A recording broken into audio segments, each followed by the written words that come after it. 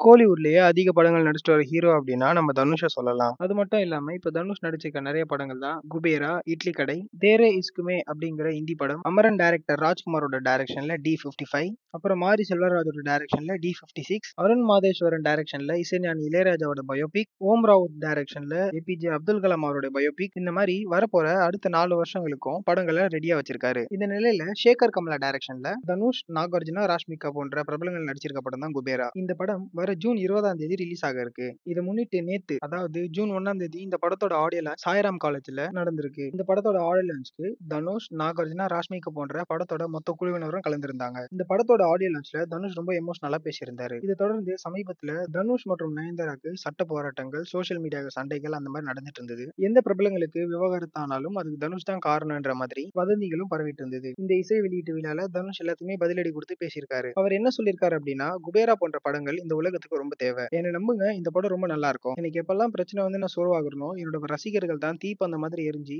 எனக்கு வெளிச்சத்தை காட்டிட்டு இருக்காங்க. நீங்க என்னை பத்தி என்ன வேணா பேசுங்க, என்ன நெகட்டிவிட்டி வேணா ஸ்ப்ரெட் பண்ணுங்க, என்ன வதந்திகள் வேணாலும் பரப்புங்க தம்பிங்களா, கொஞ்சம் தள்ளி போய் விளையாடுங்க தம்பிங்களா. இந்த மாதிரி சர்க்கஸ் வேலை எல்லாம் இங்க வேண்டாம். இங்க இருக்கிறவங்க எல்லாம் என்னோட ரசிகர்கள் மட்டும் கிடையாது, என் கூடவே 23 வருஷமா வந்துட்டு இருக்க என்னோட கம்பேனியன்ஸ், என்னோட வழித்துணை.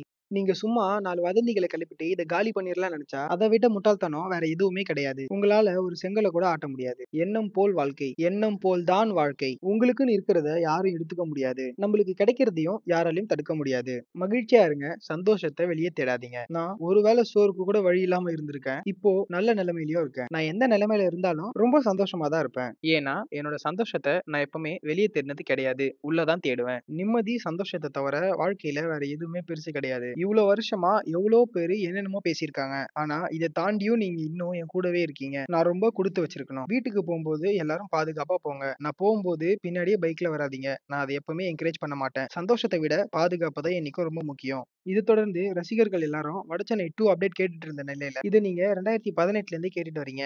அடுத்த வருஷம் வடச்சென்னை 2க்கான ஷூட்டிங் ஆரம்பிக்குது அப்படின்னு தனுஷ் சொல்லியிருந்தாரு. இதுக்கப்புறம் அடுத்தடுத்து வர படங்கள்ல நம்ம தனுஷை வித்தியாசமா பார்க்கலாம்.